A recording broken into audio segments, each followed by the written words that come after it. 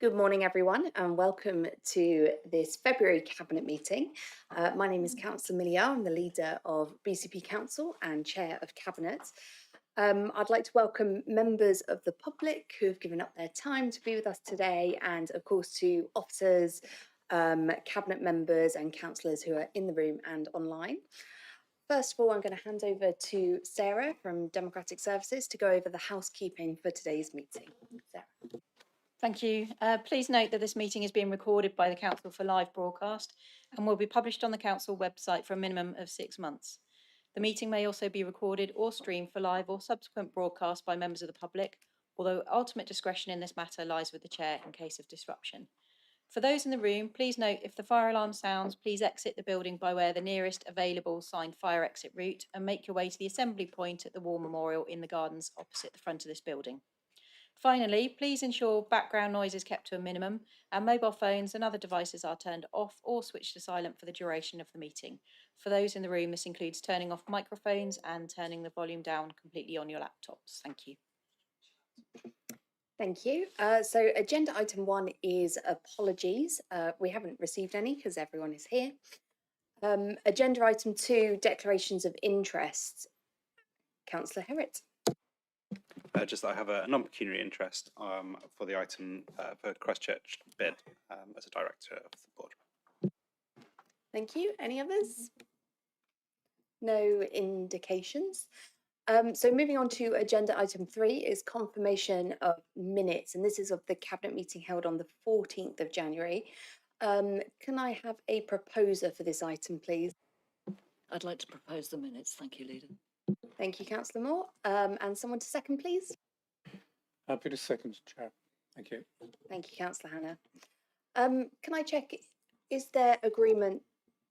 Councillor Hadley. Thank you, Leader. On item 110, Riversmeet, I raised a concern and a hope that we would be making the most of the investment we've recently made in sustainability on the site.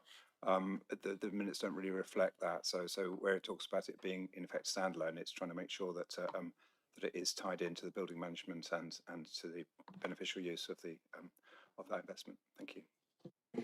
Thank you, Councillor Hadley. What we'll do is amend the minutes and then circulate them to Cabinet with that amendment. Can I ask if there is agreement amongst Cabinet that once amended, those minutes are accurate? Right. Thank you. That's unanimous. Okay, so moving on to agenda item 4, which is public issues. There haven't been any petitions submitted on this occasion. However, we have 2 questions and 2 statements that have been submitted by members of the public. We'll start with public questions. The first one is from Alex McKinstry. Mr. McKinstry, would you like to come up and read your question, please?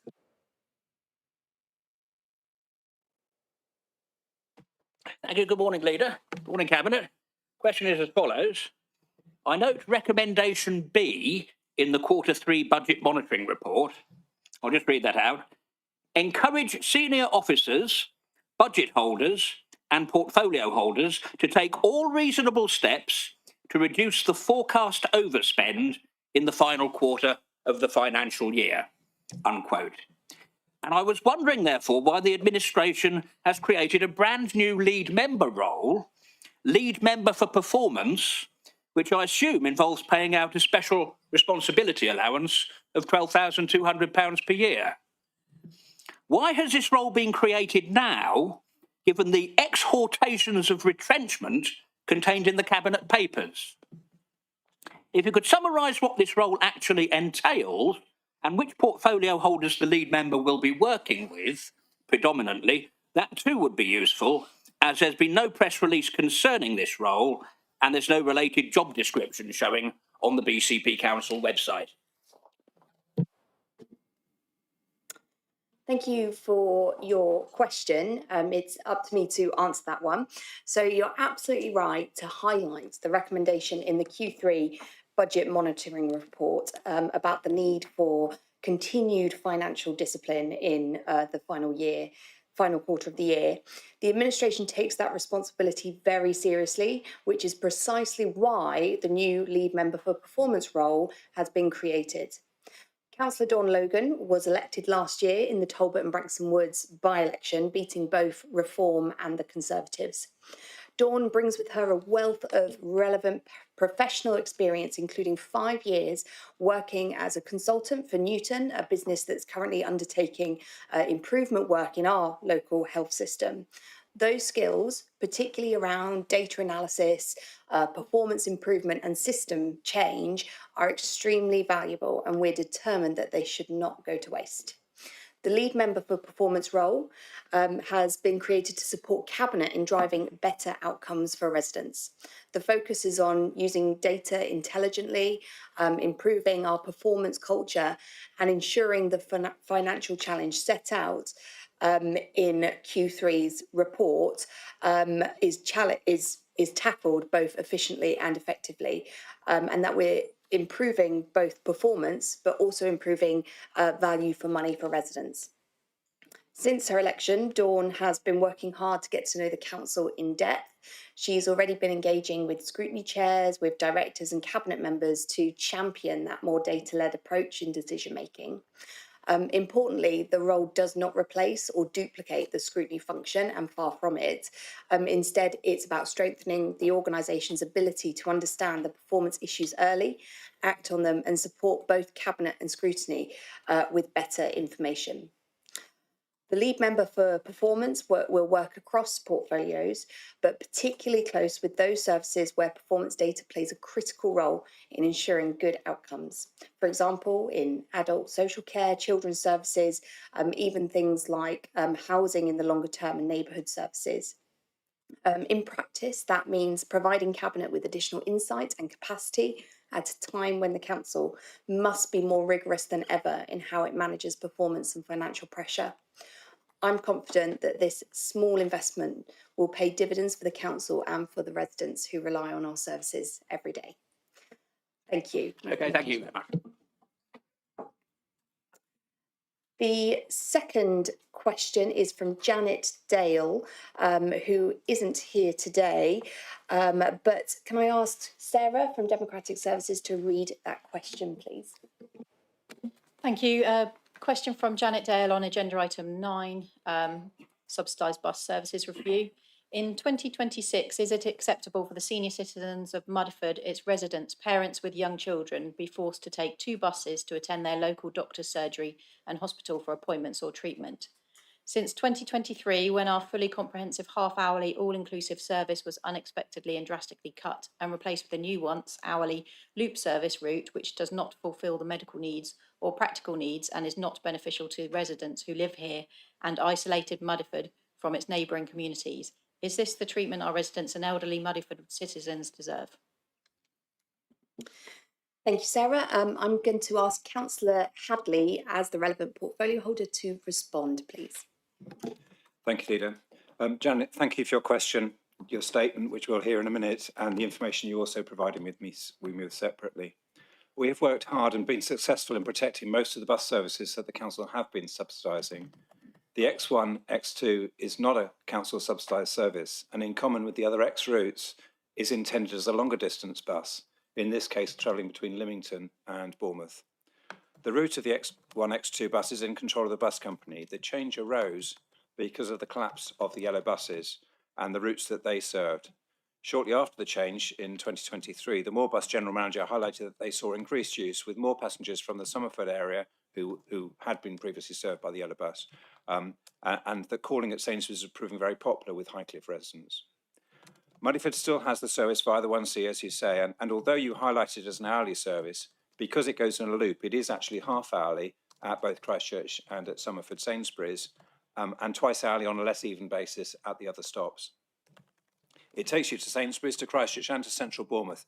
I appreciate that means a change for the hospital and other destinations, but the Mudderford area is still well served compared to many other areas of the conurbation. The council have been working to improve punctuality of this service by reviewing the location of parking bays through Purewell. The bus company are keen to increase the frequency of their service where buses are well used and to consider further adjustments to routes, and we continue to work in partnership with them to serve the citizens of Mudderford and across BCP as best we can. Thank you. Thank you, Councillor Hadley. Right, so the Next item is public statements. We have a statement from Janet Dale. Sarah, over to you. Thank you. Statement from Janet Dale on agenda item 9, subsidised bus services review. In 2023, our fully comprehensive half-hourly, all-inclusive X1, X2 bus service was unexpectedly drastically cut and replaced with a new rerouted once-hourly loop service to and from Bournemouth. This service excludes the medical facilities and does not fulfil the medical or practical needs of residents. The service is not beneficial to the residents who live here because it has isolated Muddyford from its neighbouring communities. This change has caused extreme difficulties in making and keeping any appointments due to the hourly-only service and reliance on connecting buses and longer travelling times. Is this the treatment our residents and elderly citizens really deserve? Reinstating the X1, X2, protecting it as a socially necessary route through Muddyford would be beneficial for everyone, inclusive, non-segregating and non-isolating. Thank you. Thank you very much, Sarah. So the second statement is from David Redgewell. Is Mr. Redgewell? I don't think he's here today. So Sarah, would you mind reading Mr. Redgewell's statement? Thank you. Statement from David Redgewell on agenda item 9, subsidised bus services review. We welcome the bus service improvement plan, particularly the commitment by Go South Coast. However, under Bus Service Act number 2, England, BCP Council has a duty to protect services to work hospitals, schools and colleges and key interchanges. Department for Transport funding must be spent on bus services and infrastructure. BCP Council has been allocated £7,863,381 in revenue support 2026 to 2029 and £12,439,362 for infrastructure 2026 to 2030. This should support bus stations, CCTV, shelters, real-time information, safety officers and night buses. We want supported services protected through an enhanced bus partnership, ensuring no communities are left without buses. Urgent improvement is also needed to the poor Rail Air 737 link to Bournemouth Airport, alongside better links to Poole Harbour. Thank you. Thank you, Sarah. So we will move on to agenda item 5, which is recommendations from overview and scrutiny committees that are not otherwise on the agenda. Can I ask the respective chairs if you have any items to report? I can't see any indication from Councillor Simon. Councillor Carr-Brown, if you could come up, please.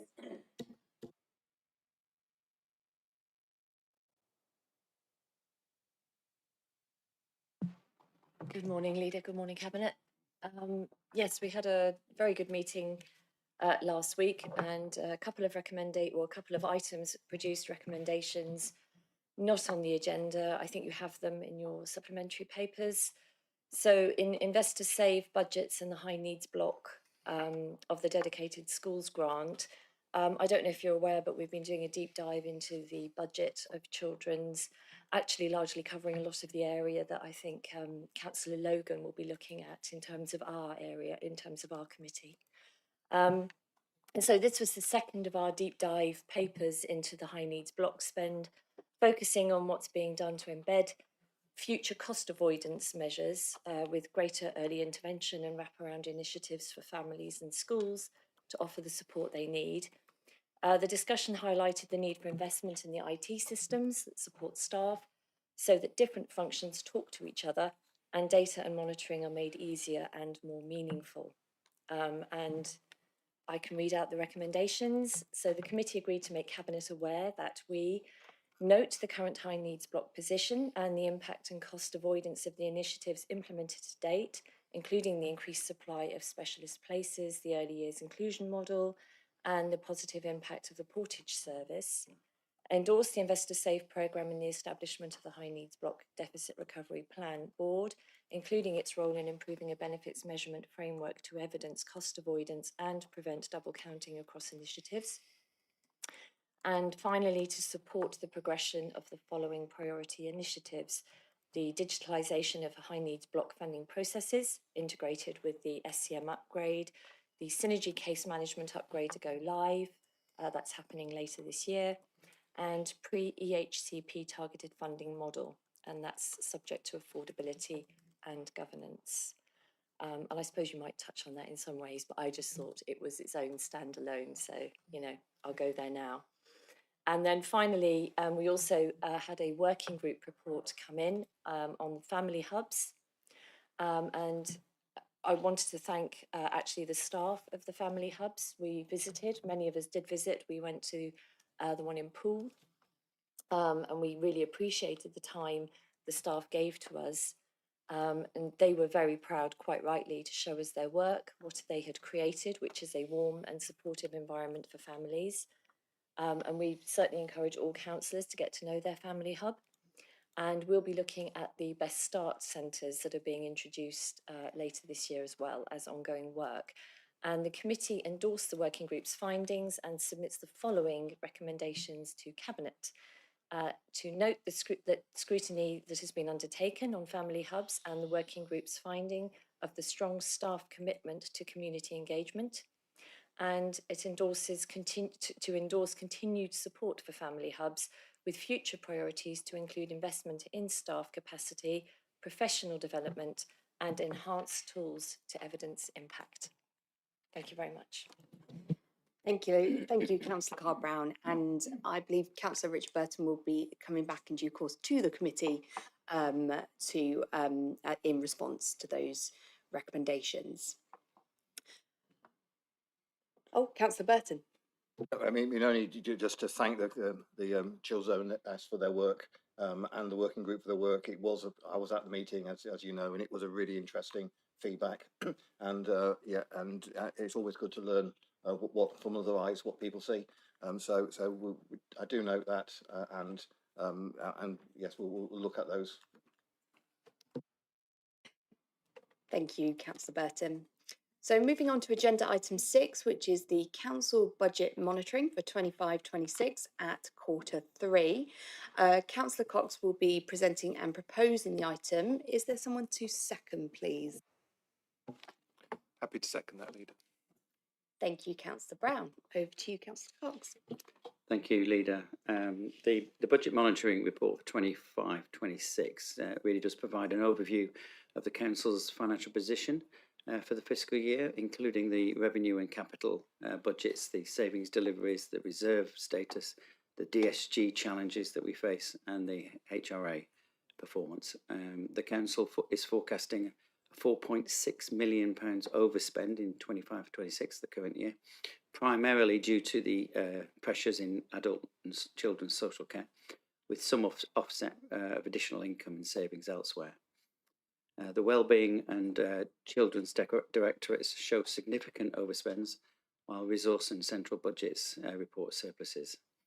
The budget's savings of £9.6 million are expected to be 90% plus delivered by the year end. Our total reserves for the councils are projected to decrease from 85 million to 61 million by March 26, with unearmarked reserves, however, increasing by £2 million due to transfer, and earmarked reserves reducing due to grant drawdowns and project spending. The current spending is assumed to be managed within the impacting reserves. The DSG is facing growing deficit, as we're constantly being told, projected to reach £83.6 million by March 26, driven by a 15.5 million overspend in high needs, and the budgeted £57.5 million shortfall that the government is not giving us. The 25-26 capital programme budget is revised down from 173 million to 99 million due to scheme profiling, and the majority of that programme is within operations, which is spending 42% of the reduced budget. The HRA expects us a net surplus of 3.7 million, slightly below the 4.1 million budget, with dwelling rents on target but increased repairs and maintenance expenditure due to the high volumes of response repairs and the adverse weather. The document highlights the significant financial risk posed by the growing DFG deficit and does emphasise the ongoing budget monitoring and mitigation efforts to maintain the council's financial viability. The government has confirmed that the DSG statutory override will remain in place until 2028, with future SEND funding reforms planned. The local government is being supported, all local governments are being supported with advisors and assessment tools to implement SEND improvements. But as we've all found out, the expenditure seems to be going out of control. And we are faced with a deficit in 2 years' time by March 2028 of just short of £400 million, which is completely, utterly unsustainable. So that's it. Thank you, Councillor Cox. Are there any councillors in the room or online who'd like to speak on this item? Can't see any indication. So over to Cabinet. Councillor Brown. Thank you, Leader. Yeah, I just wanted to comment a little bit on the adult social care. Obviously, as colleagues are aware, the Wellbeing Director and particularly adult social care is a very significant part of the council's budget. And just to pick up on the question earlier from Mr. McKinstry about the lead member for performance, and certainly I've sort of met with the new lead member for performance, and we've had discussions about adult social care budgets and efficiencies, etc. And I know she's working with sort of senior officers there as well, looking at data and statistics to try and work through. So I think in terms of things being tight and actually having a new lead member role, actually that's part of our response to the fact that money is tight, and actually we need to work incredibly hard to sort of drive out more efficiencies and savings and investigate sort of areas where we can make changes. Between adult social care and adult social care commissioning, there's a forecast £3 million overspend for year end, which out of a £130 million budget is only about 2%. Now, this is not unusual. It's unusual for us because normally adult social care delivers within budget every year. Actually, I think it does every year. But actually, having recently met last week, actually, with cabinet members from across the Southwest and directors of social services from across the Southwest, it was actually a similar story for most Southwest authorities, and a number of those were reporting that they've always managed to deliver within budget, but this year they're looking like they're going to overspend. Particularly in the last 6 months, there's been a lot of increasing demand for adult social care services, increased complexity of care packages for those people needing care and support. It's obviously a statutory duty that we have to deliver that care for those people when they're assessed to have care and support needs. So we can't sort of say, sorry, we haven't got the money this year, come back next year. We actually have to deliver those. So I think actually to be within 2% of such a significant budget is just shows the amount of management attention and work that's done to sort of to deliver this. And that's not to say that we're just going to overspend. Actually, there's still an awful lot of work going on all the time to actually manage those care costs and manage contracts with our provider networks and work out better ways of working. And the response is not to and I'm quite pleased actually with how we budget here. The response is not to say, oh, well, we'll just have to cut how much we pay for this, that and the other. It's actually to change the way that the social care system works. And colleagues on Cabinet will be aware we've had our day opportunity strategy report, our adult social care strategy. We recently agreed our adult social care prevention strategy. All of those are ways of changing the way that the system works, changing the way that we work, which all drive out efficiencies. They actually mean that residents have less need for care and support because we're trying to prevent them getting to that point where they need to be placed into a nursing home, that they can stay independently at home, that sort of thing. So it's all about working with changing how the system works to manage those pressures. And I'm confident we've agreed here a number of strategies that are going to be managing that pressure in the future. So yeah, that's all I had to say really on adult social care. Thank you, Councillor Brown.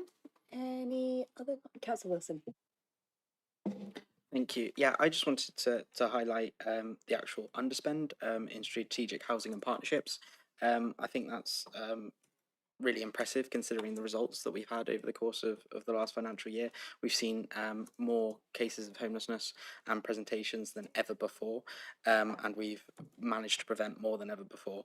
Yeah, we're doing this on an underspend, so I just wanted to thank my teams for that, and I think that's really, really important to do. Thank you, Councillor Wilson. Anyone else wishing to comment on this? No? Okay, so Councillor Cox, do you want to sum up? Sure. Thank you, colleagues. And yes, I do appreciate any underspends from any department, particularly this year. So I just really wanted to thank people for their efforts in this regard, and recommend that Cabinet note the budget monitoring position for 25-26. Encourage officers, budget holders, and portfolio holders to take all reasonable steps to reduce the forecast overspend in the final quarter of the financial year, because obviously that will affect next year as well. And approve the capital environment set out in the Appendix C1, paragraph 2, which, just to remind everybody, is to approve the environment to use the Transforming Cities Fund contingency to cover the allocation of £844,982 for the Ring Road Seaview to Manning Heath scheme. Thank you. Thank you, Councillor Cox. Okay, so we will take a vote on this one. Can I see all those in favour of the recommendations? Thank you, that's unanimous. So we're going to move on to agenda item number 7, which is the housing revenue account budget setting for 26-27. Councillor Wilson is going to be presenting this report. Is there someone to second, please? Happy to second, Leader. Thank you very much, Councillor Moore. But before we go on to it, I was just going to mention that last week we had the results of an inspection into BCP homes, and I'm sure Councillor Wilson might talk about that a little bit more. But BCP Council became the 7th local authority in the country to receive the highest grade possible of our housing standards and our service for BCP Homes as a social housing provider for the 10,000 homes that we have across Bournemouth and Poole. Now, I don't think we should underplay that achievement in any sense because of what we've just heard in terms of the budget monitoring. And I just wanted to acknowledge Councillor Wilson's leadership in that area and the team's work, who have just done an absolutely fantastic job. And I'm incredibly proud of this council for obtaining that high level of service and providing assurance to Cabinet that we're getting the basics, not just right, but absolutely smashing those expectations when it comes to our housing service. Councillor Wilson. Thank you, Leader. Wasn't expecting that, so thank you. Going a bit red. But yeah, just to also echo, both your and the senior leadership team's support. I think any council that's achieved that grade couldn't have done it without buy-in from the whole of the higher leadership. So I think that's really important to say as well. Yeah, so I'll crack on with my report.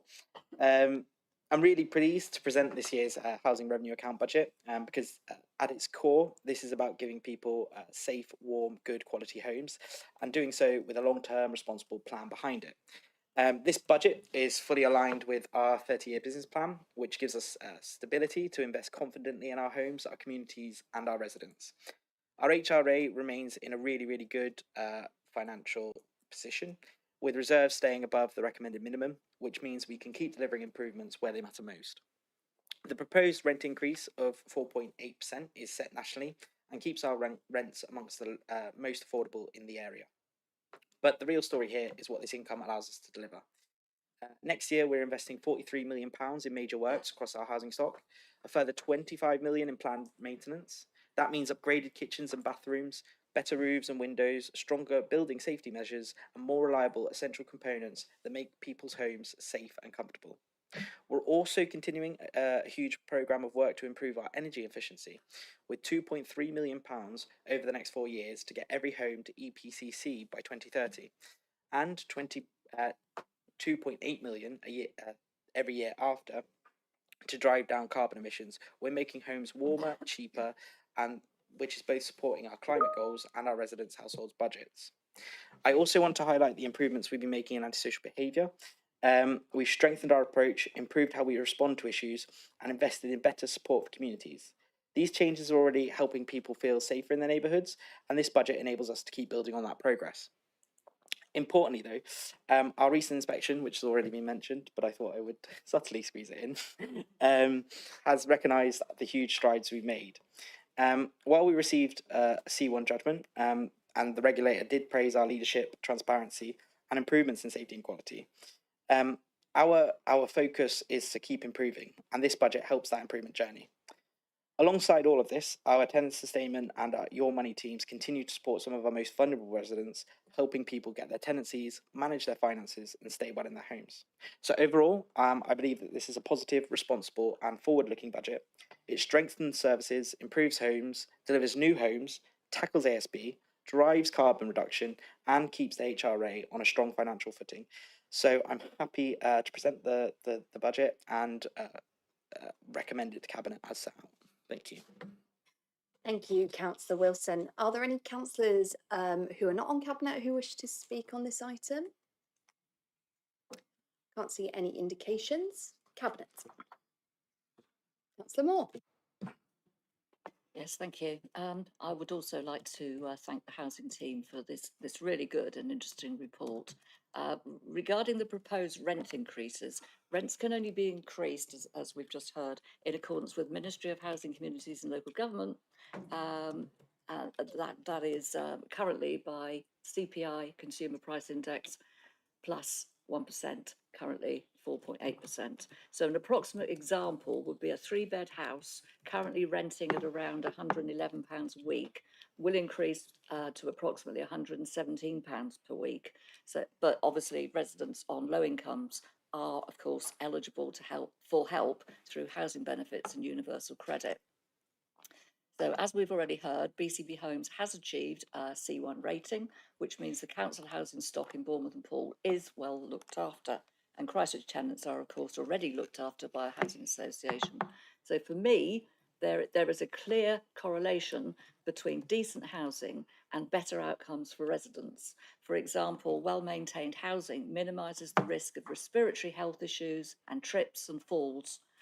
Community development work also helps minimise social isolation, improves mental health outcomes, and helps build stronger communities, which is all good news for BCP's council tenants. Fortunately, the HRA doesn't face the same challenges as the council's general fund, but service efficiencies and reductions within the general fund can impact on services to council tenants. So the HRA has recently been used to help support the retention of play areas, where this benefits council tenants and leaseholders.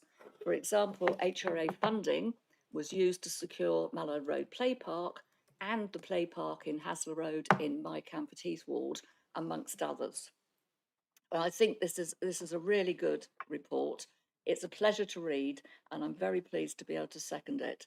I'd also like to add my congratulations to BCP Homes for achieving a C1 rating, the highest possible outcome, as we've heard, and BCP is now one of only 7 councils in England to achieve this rating, which is a fantastic achievement. Thank you. Thank you, Councillor Moore. Councillor Hadley. Thank you. Yes, I'd like to also congratulate Kieran and the team. It is so lovely, actually, Kieran's enthusiasm for his role, but also the team have done really good things. I want to just talk a tiny bit about the sustainability, because that's really important in terms of warmer homes for people who don't have a lot of money and are in fuel poverty. And I can see, because I'm in the process of working up the climate report, that's showing through in the figures in terms of our carbon reduction targets, particularly in the Bournemouth housing stock, interestingly, which hadn't been moving historically.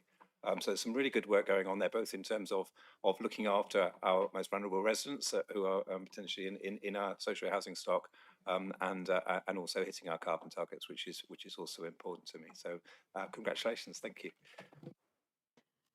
Thank you. I can't see any other indications. So Councillor Wilson, back to you.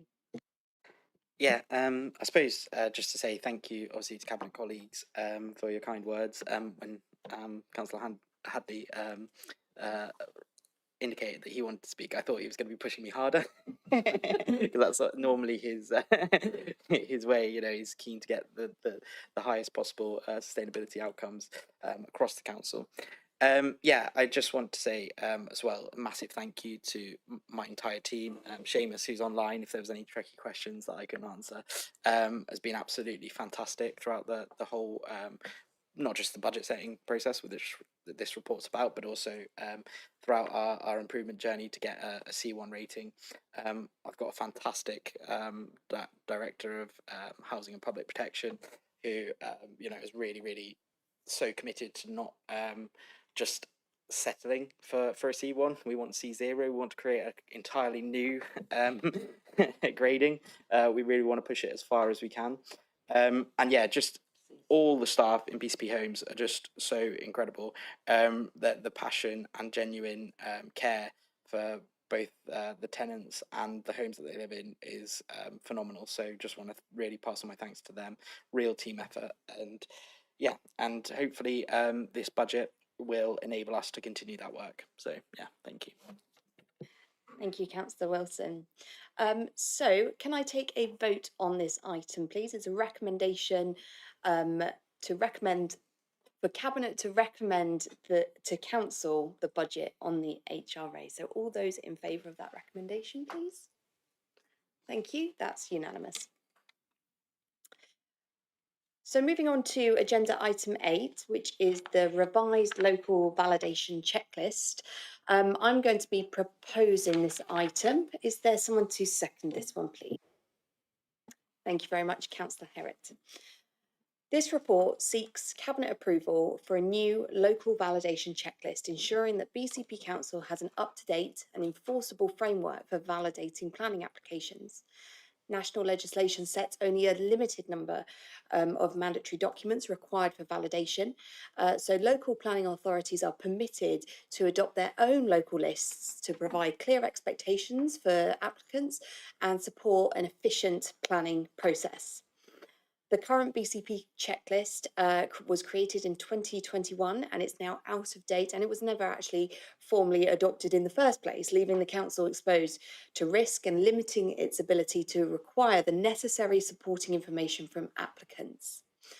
A comprehensive review has been undertaken to replace the existing 47 separate checklists, many which were subjective and inconsistent, with a streamlined, clearer and more objective system. The new local validation checklist introduces a single guidance document supported by an accessible matrix setting out precisely which documents are required based on application type, location, and the relevant designations. This reduces the ambiguity and improves consistency for applicants and officers, addressing common causes of delay and challenge in the planning process. It also aligns with current planning policy, including requirements relating to biodiversity net gain, coastal vulnerability, heritage, flooding, drainage, and nutrient neutrality. It enables the council to charge for processing invalid applications, reflecting the true administrative cost of handling submissions that lack the required information. The proposals have been subject to extensive internal and external consultations throughout 2025, with feedback incorporated into the final document. The new checklist has no direct financial or legal implications, and it's expected to increase efficiency at validation while enhancing accessibility through clearer formatting and through plain English presentation.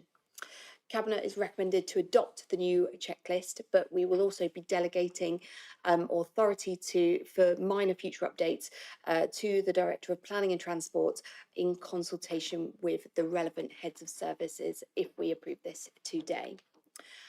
Are there any councillors who are not on Cabinet wishing to speak on this item? No indications. Anyone on Cabinet who wants to speak on this? Councillor Herrick. In seconding it, I think I'll just highlight that whilst it's quite a dry document, I would say in the scheme of council things, that it really does show the amount of scale that you have to go through a planning application and the amount of things that are considered. And I think yeah, I would encourage a lot of my colleagues to read through this in great detail about how complex planning is an issue, even if they might need a few takes at it to get through it. Thank you. Anyone else wishing to speak on this? Don't know if I'd agree with that sentiment, that it's right. But what it does do is put everyone on the same page, and I think that this is the sort of document that provides that clarity, so everyone understands their position, and that we are not in a situation where there's confusion, because confusion creates inefficiencies. Okay, so we're going to take this to a vote to adopt the local validation checklist. Can I see all those in favour, please? Thank you, that's unanimous. So we'll move on to agenda item 9, which is our People and Communities Subsidised Bus Services Review. Councillor Hadley is going to be proposing this report. Can I have someone to second, please? I'm happy to second. Thank you. Thank you, Councillor Cox. Councillor Hadley. Thank you, Leader. Yes, this has been the result of some really careful work by the officers working with particularly Moorbus, but with the bus operators in general.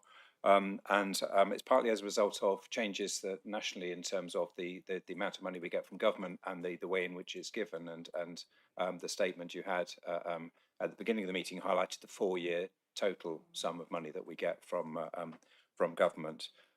We've worked really closely with Moorbus, but we've also listened very carefully to the many people, particularly people who use the bus, but people who want to use the bus across the area, and focusing on the subsidised services to try and ensure that we are supporting those services that we need to support to give the most people the benefit of them, supporting social need, and those services which are not economic for the bus company to run on a commercial basis. As part of that, we've pushed quite hard with the bus company, and they've been responsive, and we've managed to get them to accept that some of the services that we previously supported can be run commercially. We have also managed to save most of the routes and most of the services that we provide, which supports 1.3 million passengers a year. A year, and that's I think a real achievement and testament to the work of the team. So in broad brush terms, the evening and weekend services are going commercial, and that's on the basis that the bus company recognise that there is the patronage there to support those. They will be making a few tweaks to the service when it comes to the May bus timetable, but largely unchanged. The daytime services, we've managed to support continue to support all of the services that we already do, and that's 8 services across the conurbation, and they're ones that particularly serve some of the communities that most need those, and for whom it is a real lifeline. We've looked carefully at the school services, and we've managed to preserve the majority of those. There are 2 services that we are proposing will stop. The 40, which serves St Mary's and St Edward's School in Poole from Hamworthy and Creekmore, and the 425, which serves Caulfield Schools and Broadston Middle from Bearwood and Merley. There are commercial services that run, ordinary bus services that run covering those routes. It does involve a change for the Caulfields one, but managing those routes and the cost of subsidising those was something that it was felt we really couldn't justify. So overall, I think we have done I think the team has done a cracking job in trying to preserve those services that we need to do. There is more work to do, and as was alluded at the start by David Regwell, there's work that we are already doing in most of the areas that he mentioned around things like improving CCTV, improving bus stops, and clearways for buses, and we will continue to do that. But that's a programme which comes back to us next month, so you'll hear from me on buses again next month on that. We had the question and statement from a member of the public about Muddyford. There are many communities around the area that don't have great bus services. That is still work that we will continue to do in trying to look at how we can serve the most of our communities, the most people the best we can. The ideal is that the bus company run them without our subsidy, but we can't justify running buses if there's not enough people to actually support that, or if it's very, very expensive for the authority. Thank you. Thank you, Councillor Hadley. Any councillors not on Cabinet wishing to speak on this? No indications. Cabinet. Councillor Moore. Yes, thank you. I'm actually really pleased that this council recently carried out the comprehensive review of bus subsidies, because in doing so, we've been able to make sure we're providing best value for money for taxpayers and also made sure it's sustainable for the future. I think feedback via the survey about the importance of key routes, such as our number 18 bus, which is popular to my residents in Camford Heath, has enabled funding to be targeted more effectively. Apparently, we had nearly 3,000 people responding to the public consultation, and I have to say I was one of them. Of that 3,000, there were 574 responses regarding that 18 bus, which takes Camford Heath residents to Broadstone in one direction and Bournemouth Square in the other.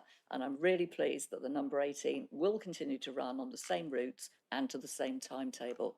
But Camford Heath also enjoys an excellent and frequent service from the 25 and 26 buses which travel through Camford Heath to Poole.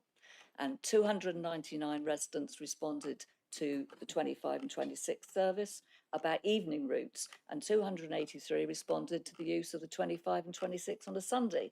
However, the actual average use figures were lower at 114 for evening use and 78 for Sunday use. But as I understand it, these services will now continue to operate commercially with a minimum hourly service in the evenings, and the Sunday service will be retained. Also, the Monday to Friday daytime service will operate commercially with no significant changes, so all good. And as I said, the bus service through Camford Heath is really good and my residents do appreciate it, but I know they would also want me to say that one thing they would like is for that 25/6 service to sometimes deviate their usual route to Poole and go via the main entrance to Poole Hospital. I've asked more bus in the past, unsuccessfully, for this to happen, but given that Poole Hospital is to be the main hospital for planned care, I'm hoping this might be reconsidered in the future. Thank you. Thank you, Councillor Moore. Councillor Brown. Thank you, Leader. I need a bus report wouldn't go by without me commenting on it.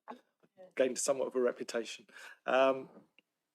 Yeah, I wanted to go back and just put this whole review of bus subsidies in context. Last year's National Bus Survey showed that 91% of bus passengers in BCP were satisfied with the service, which is putting us in the top 3 of local authorities nationally. We're in the top 3 in terms of bus services in this conurbation.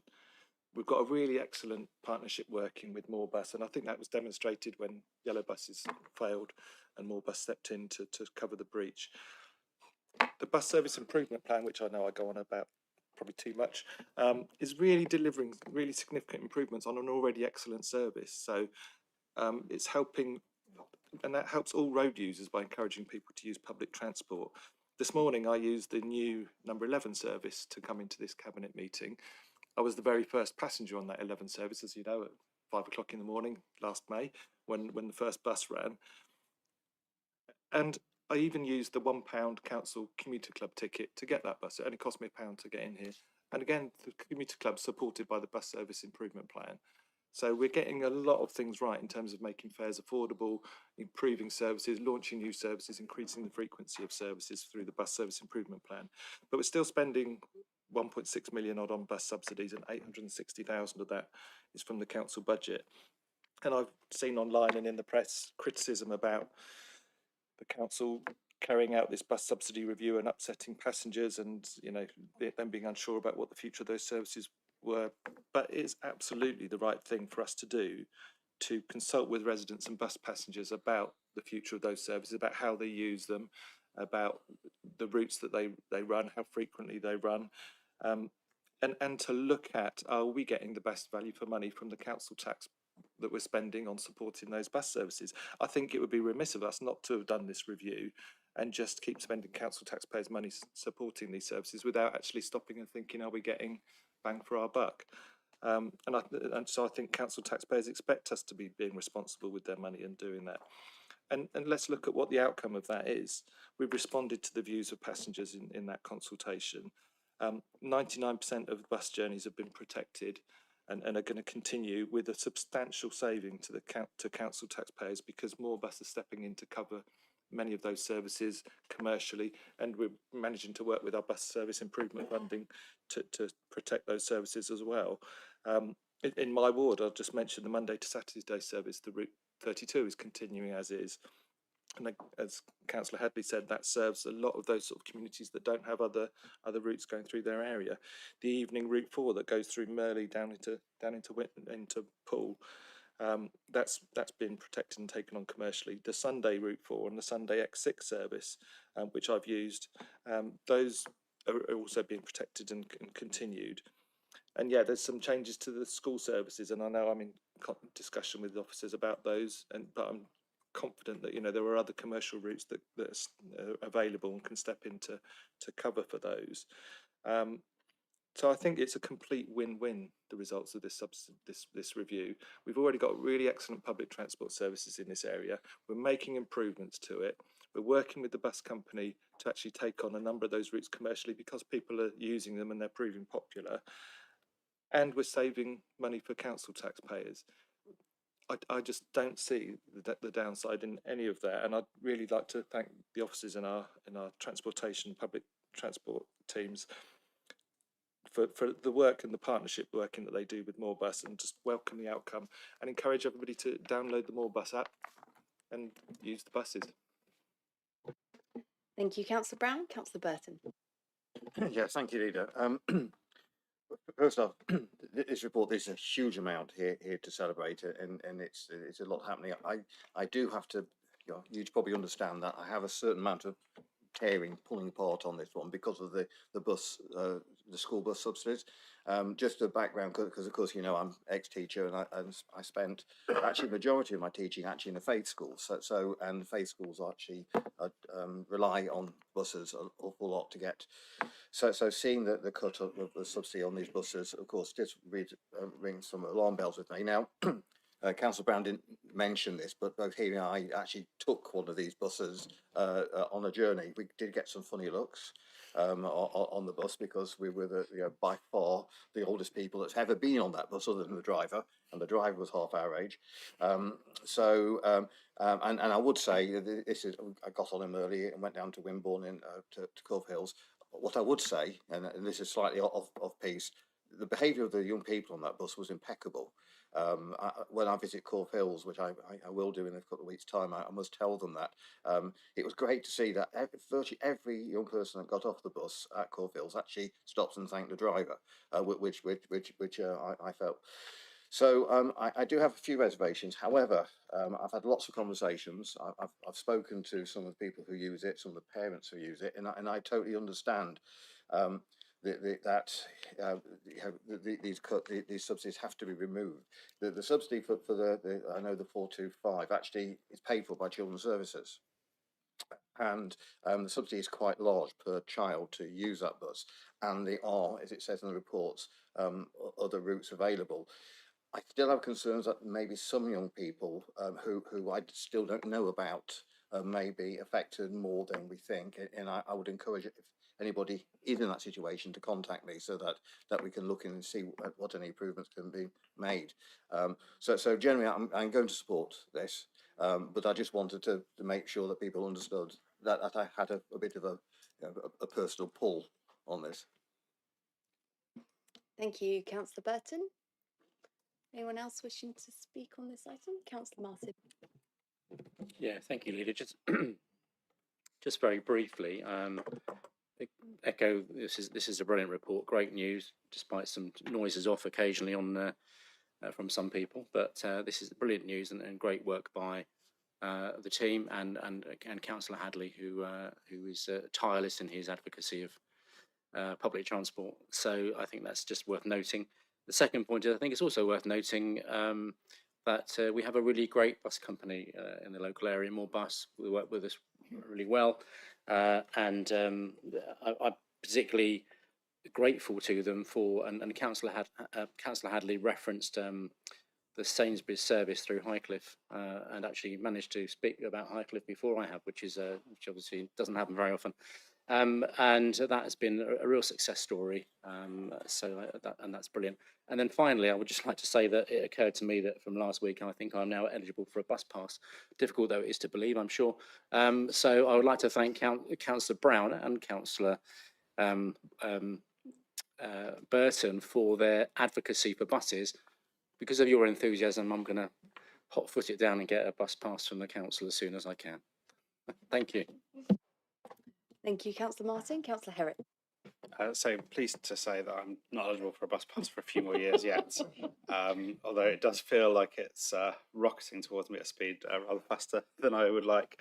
But I think, yeah, I just echo colleagues' sentiments on the enormous amount of work that's been done and the really comprehensive review. I have a resident in my ward who always takes a really strong interest in the bus services and provided possibly one of the most comprehensive responses to this back into officers. I'm pleased to see that the 32 and the 36, which affect residents in my ward in particular, are being retained as they are. The 32 in particular going through the Slades Farm area and taking in an area where people have limited mobility, and the extension of the 14 across the hospital on an evening basis on a commercial basis. So that means that we're no longer subsidising that, but people can reach the hospital into the evening at not a general taxpayer's cost is a really great result. It's a difficult time, I think, for anything, and diesel costs rising and the wages rising as well. And just a huge piece of work and well done, I would say. Thank you, Councillor Herrick. Can't see any other indications, so Councillor Hadley, back to you. Thank you, Leader, and thank you to colleagues. It's fascinating to hear the routes that are particular interest to individuals, and I think that's one of the challenges, trying to take an area-wide overview and balance all of those demands and interests. I forgot to mention during the Councillor Moore, thank you for your comment. I forgot to mention the improvements between Poole and Royal Bournemouth Hospital, which is part of this as well. And again, that's being done on a commercial basis, but it enables more people living in Poole to be able to attend at Royal Bournemouth, whether that's for their own appointments or for visiting or whatever. And that's really welcome and something that I have had comments from. In terms of Councillor Brown, yes, we are one of the top 3 bus services nationally, and every time I go to Moorbus headquarters, they have a whole lot of awards from the bus industry. They are recognised by their peers as being a really positive service and one that they did. But it's great to have you as the first passenger on the number 11, and I hope you will continue to try and seek out those personal awards of being first on the bus. The issue around Councillor Burton, the issue around the 425 and the 40, I didn't mention that the 40 will stop at the end of this academic year and the 425 at the end of next academic year. We're very conscious of the needs of particular passengers, and there's work I know within Children's Services to look at reviewing the needs of particularly those passengers that we need to support, and Children's Services do a fantastic job. But as with the rest of the council, we need to make savings in the subsidies that we're giving from Children's Services as well as from transportation. Councillor Martin, thank you for comments. I wanted to actually pay tribute particularly to Andrew Wickham, who's sadly no longer with us, but was the chief executive of Moorbus and Go Ahead. And I think his legacy is a really good service. I have now met with his replacement, Ed Wells, and he's come to us from Brighton, and I think we'll carry on being a good partner, and I hope so. And certainly, I've due to meet with him again very shortly to talk in terms of enhancing the buses.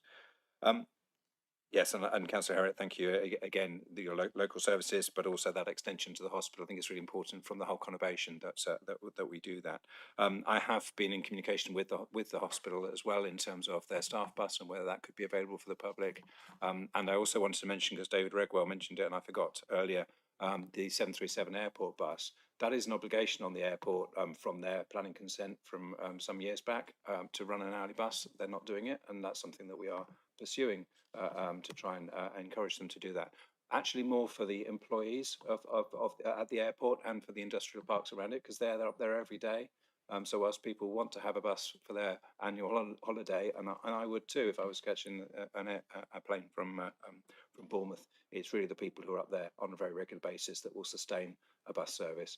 But we are pressing them to deliver on that commitment, and also working with the bus company on that. Thank you very much. Thank you, Councillor Hadley. So can I take a vote on this one, please? All those in favour of the recommendations to Council? Thank you. That is unanimous. So we'll move on to agenda item 10, which is the school admissions arrangement for 27-28. Councillor Burton is going to be presenting and proposing this item. Is there someone to second? Seconding, thank you, Leader. Thank you, Councillor Hannah. Councillor Burton. Thank you, Leader. So this schools admission arrangement for 27-28, it's an annual report. In fact, we're one day ahead this year than we were last year, just by the timing of the meetings. Children ONS had this report at the last meeting. I don't think they had any comments. I'm sure the chair will if she has anything, add to this. Our responsibility is only for BCP maintained community and voluntary controlled primary schools. These are located in Christchurch. You will find the report largely the same as last year, except with a reduction in the PAN, the Published Administration Number for Burton CFE Primary School, from 45 to 30.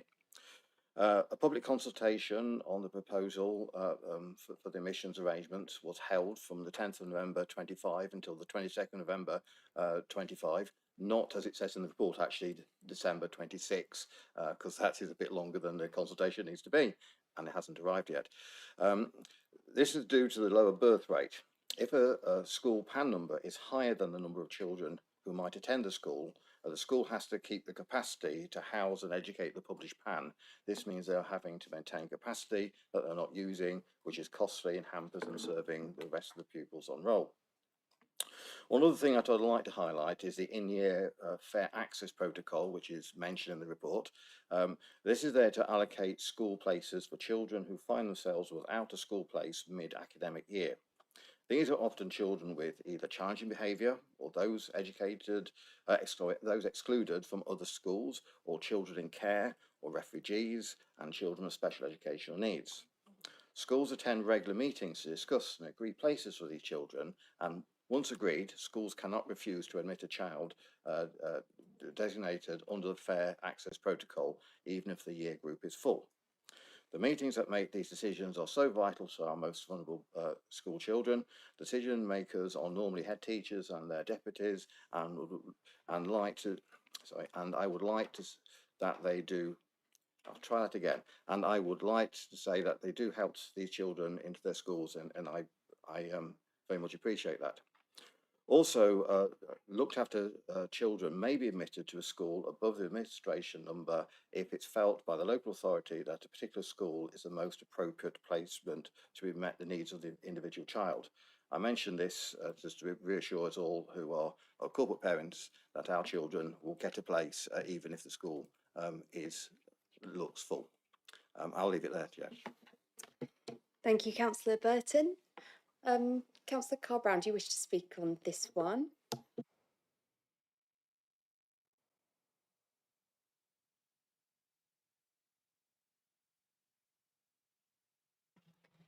Thank you, Leader. Yes, this did come to our committee, and actually there wasn't a huge change to previous years, so it was actually info only, but that doesn't mean we didn't look at it. We did look at it, and we did discuss it, and it was accepted by the committee.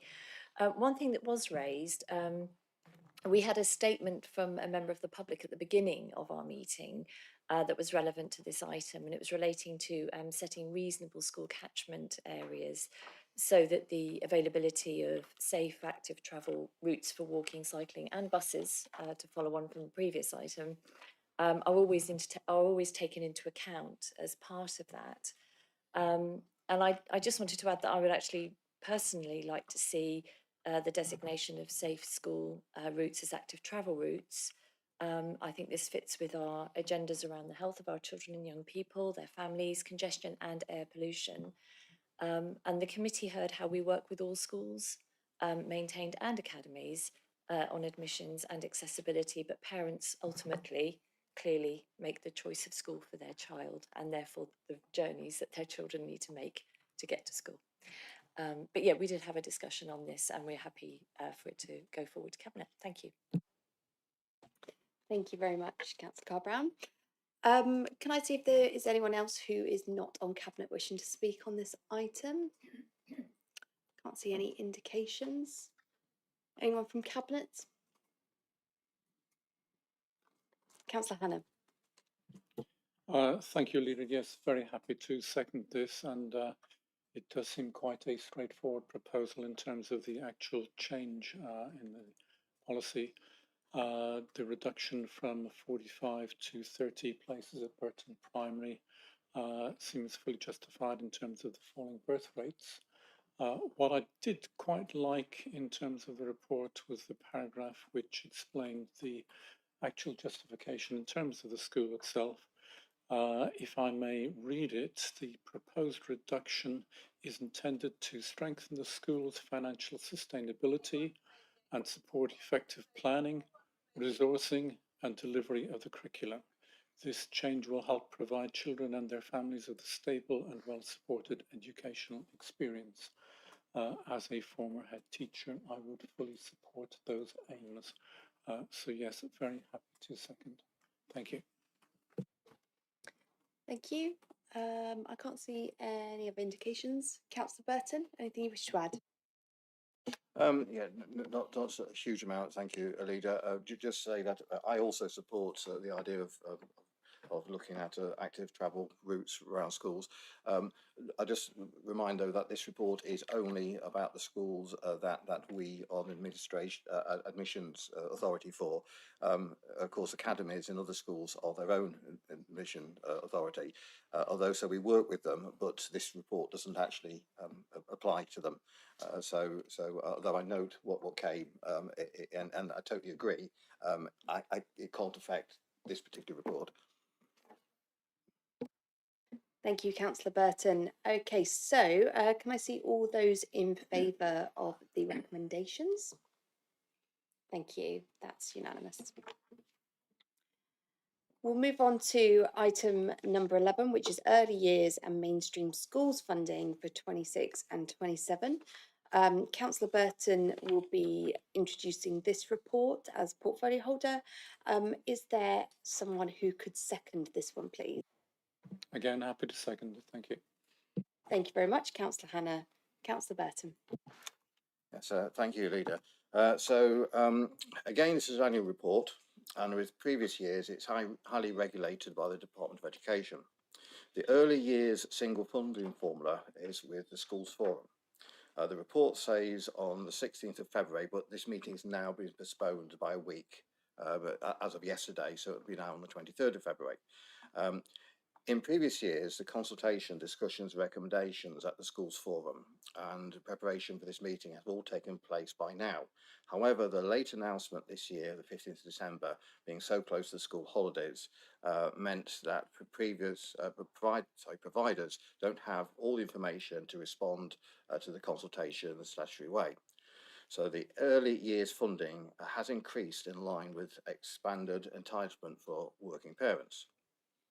So the report asks us to delegate the decision to the corporate director and portfolio holder myself after the recommendations are made from the school forum. So that is just purely that part of the report. Back to the mainstream funding formula and a little bit of background. As always, the main factor is pupil numbers. The dip in pupil numbers is now being felt in secondary schools, a 1.4% dip mentioned in the report. This year, the formula allocates funding of 293 million schools block for the ring-fence dedicated schools grant.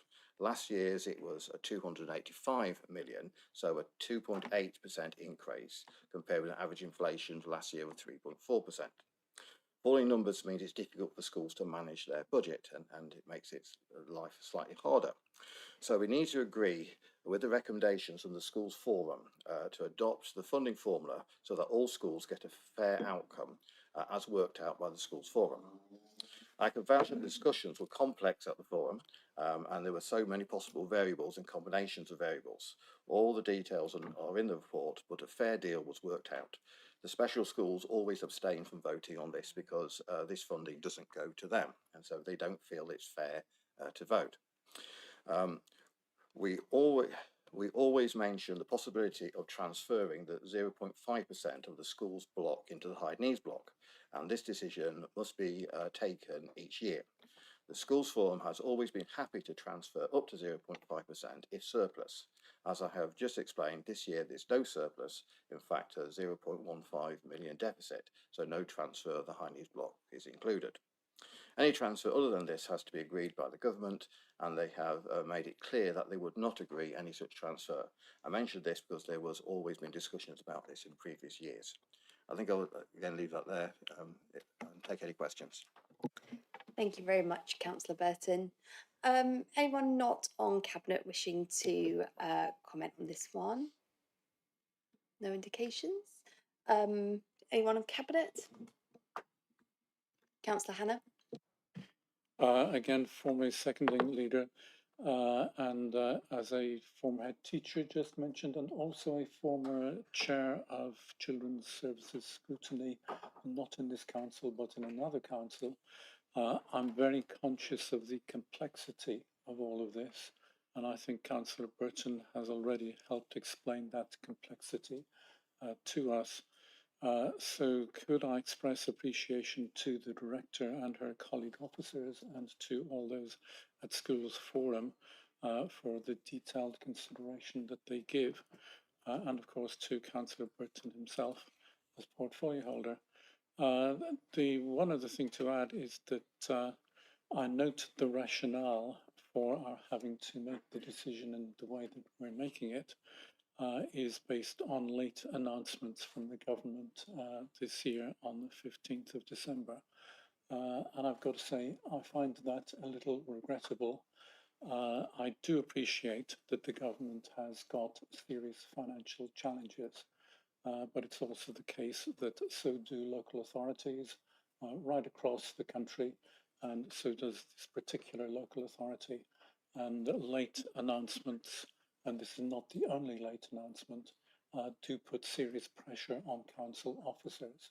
So I have sympathy with them for having to deal with that. That said, happy to second. Thank you, Councillor Hannah. Councillor Brown.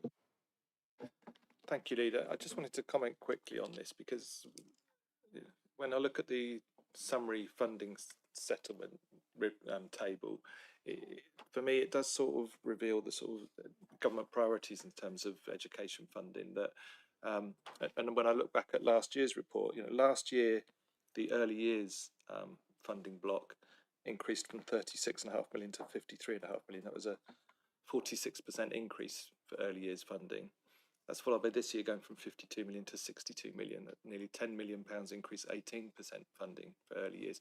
I think that's great that we've virtually within 2 years, there's a £26 million, almost doubling of the early years block, and that's really important for those families that sort of need that support. But I'd always contrast it with the high needs block, and this year there's a 0% increase in the high needs block. It's stuck at 68.3 million. But obviously costs of providing that are going up, and this is precisely why we have the growing deficit in the high needs block and the growing pressure on the council's finances. Had government policy and approach been the opposite and actually said, well, okay, early years is decent, but we're not going to increase provision of early years. We're actually going to focus on the high needs block and special educational needs, and we're going to give you £26 million a year over 2 years more funding for that. That would have gone a long way to solving the crisis in SEND funding. But they're not, they're ignoring it, and there's a 0% increase there. It's just, for me, it beggars belief that there's a 0% increase in high needs funding when obviously that's where the pressure is for provision. So I just wanted to highlight that and contrast the different government approach to funding early years compared to funding high needs and where the different priorities are. Thank you, Councillor Brown. Anyone else wishing to comment on this one? Back to you, Councillor Burton. Thank you very much, Leader. If I sort of take points slightly in the reverse order, yes, noted the early years funding has increased, and of course that's because the change in the rules are working through over 2 financial years, and I do, I think that is actually really good. To put this funding in so that it enables families to get to work. The work with young children really affects their progress in later years. However, I also thank Councillor Brown for noting, it stops me sounding like a broken record on this one, somebody else taking slightly that role for me, so thank you for mentioning it, Councillor Brown. Yes, Councillor Hannah, government can never understand the rhythm of the school year. Even the DFE seem to, and Ofsted, actually don't seem to get that if you want to consult with families and schools, you can't do it over school holidays because it's just not possible. And it always surprises me when that happens. So yes, thank you for noting that. And I'd also like to add my thanks to the school forum. It was a really interesting discussion. I attend school forum purely as an observer. It was interesting to see schools go, first off, let's see how this affects my budget. And that's with the starting point, but then came into the, okay, but let's make this fair for everybody and get to an agreed position which works the best for everybody. Again, I'll leave that there, Leader. Thank you, Councillor Burton. So this is a recommendation to Council. Can I see all those in favour of those recommendations, please? Thank you. That's unanimous. Okay, so we'll move on to agenda item 12, which is the Hawkwood Road Phase 2 update. Councillor Wilson is going to be presenting this report, and I'm very happy to second it. So over to you, Councillor Wilson. Thank you, Leader. This report provides an update on Phase 2 of the Hawkwood Road project, which forms part of the wider Boscombe Regeneration Programme. In 2025, Council approved a scheme for 68 new social rent homes alongside an NHS clinical facility. Since then, we have secured 9.7 million in grant funding from Homes England and have completed a very competitive tender process that has reduced the overall scheme costs by around £5 million. The planning consent for the housing element remains unchanged and deliverable. However, despite really constructive engagement and a signed memorandum of understanding, the NHS has not yet been able to finalise the lease agreement for the ground floor space. Their internal approvals process has taken longer than expected, and as a result, we are now very close to several key grant deadlines. If the council does not proceed to award the construction contract soon, we risk losing the external funding that underpins the viability of the scheme. Redesigning the project to become fully residential, which was previously an approved fallback option, is no longer achievable within the required timelines, and so would also jeopardise the grant funding, which is around £17 million in total. The recommendation, therefore, is to proceed with the build contract for 68 homes and the commercial ground floor space, allowing the continued discussions with the NHS. If the NHS ultimately cannot commit, the commercial unit would be marketed more broadly to other users. This approach does carry some financial risk, particularly around securing a tenant for the ground floor, but it avoids the greater risk of losing grant funding and ensures the housing delivery programme can stay on track. Importantly, it also preserves the opportunity to bring new services and investment into Boscombe. So, to summarise, proceeding with this now enables the council to meet external deadlines, protects the significant funding that we've already secured, and keeps the regeneration of Hawkwood Road moving forward. So I'm happy to put forward the Cabinet paper as set out, with the caveat that if we wish to speak about the appendices in the exempt part of the report, I think we will have to go into exempt session. Thank you. Thank you, Councillor Wilson.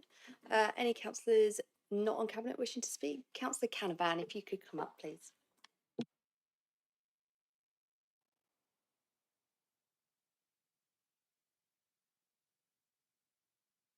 Thank you, Leader. Just for declaration, this is in my ward, and I am a member of the Towns Fund Strategic Board.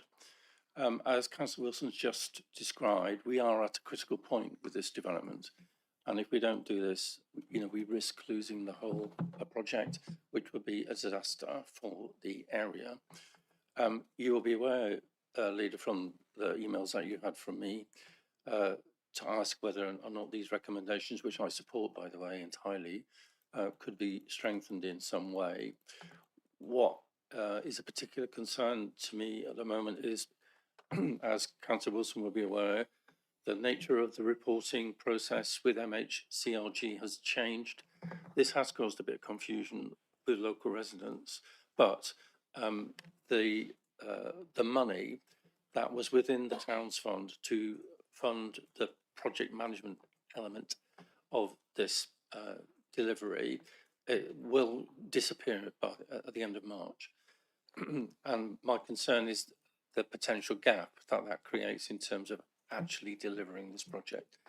I mean, the history of the Towns Fund has been long and difficult. And, you know, I am very grateful for all the officers who previously and are currently working hard to make sure that we keep this on track.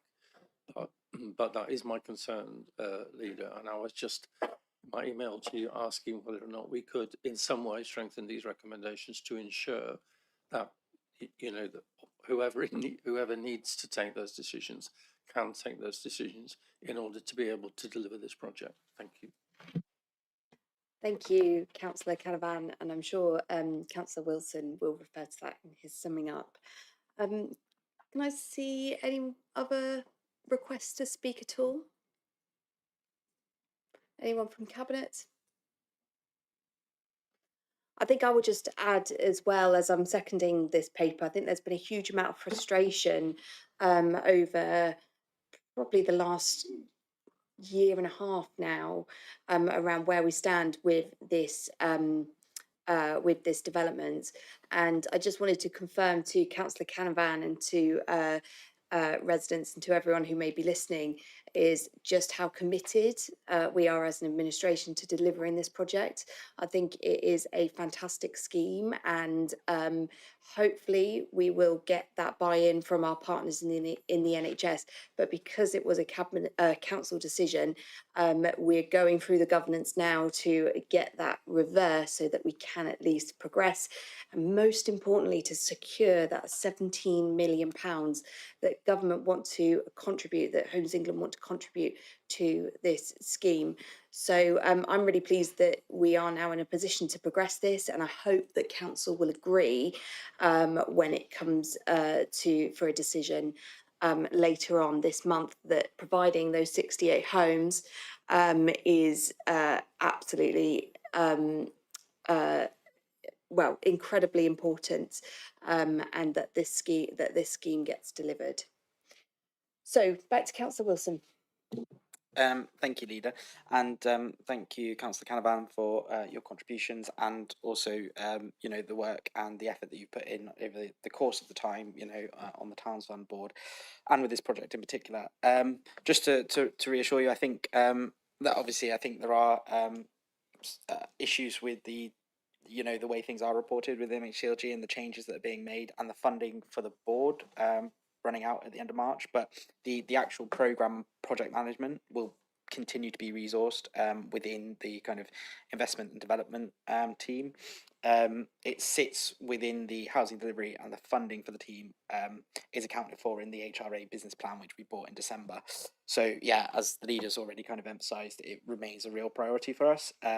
You know, I think it does say in the report that this is the biggest grant that we've ever had from a BCP Council led housing development project. So it's really key that we see this through. So yeah, really happy to set out the recommendations as provided. Thank you, Councillor Wilson. Okay, so this is a recommendation from Cabinet to Council. Can I see all those in favour of those recommendations? Thank you, that's unanimous. So we'll move on to item number 14, which is on the agenda, which is... Yes, yeah. So we're moving on to agenda item 14, which is to do with the Christchurch Business Improvement District. We are, because of the sensitive information in this, we're going to exclude the press and the public from this. I just wanted to highlight before we do item 13, which is the exclusion of press and public, because of my interest in 14, I'll be leaving the room for 13 and 14. So we're going to go forward with the exclusion of the press and the public. Councillor Hannah?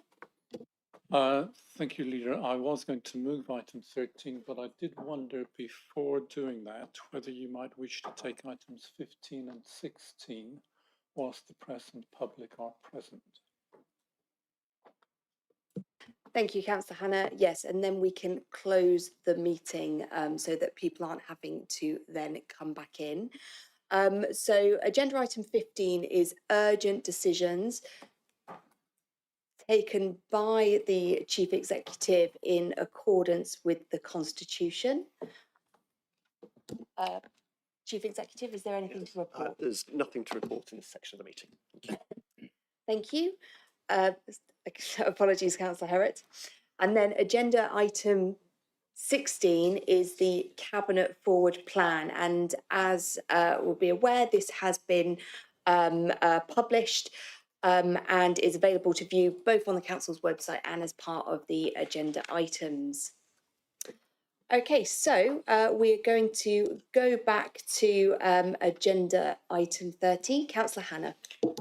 Thank you, Leader, and I think the protocol is to use the full wording, so I move that under section 100A4 of the Local Government Act 1972, the public be excluded from the meeting for the following item of business on the grounds that they involve the likely disclosure of exempt information as defined in paragraph 5 in part 1 of Schedule 12A of the Act, and that the public interest in withholding the information outweighs such interest in disclosing the information. Thank you. Thank you, Councillor Hannah. So I'm just going to pause or finish the meeting there for the people who are watching online and for the people in the room. Okay, and do we have a seconder for that, please? Yes, happy to second, Leader. Thank you very much, Councillor Moore. And agreement from Cabinet moving to exempt session? Thank you very much. Okay, thank you.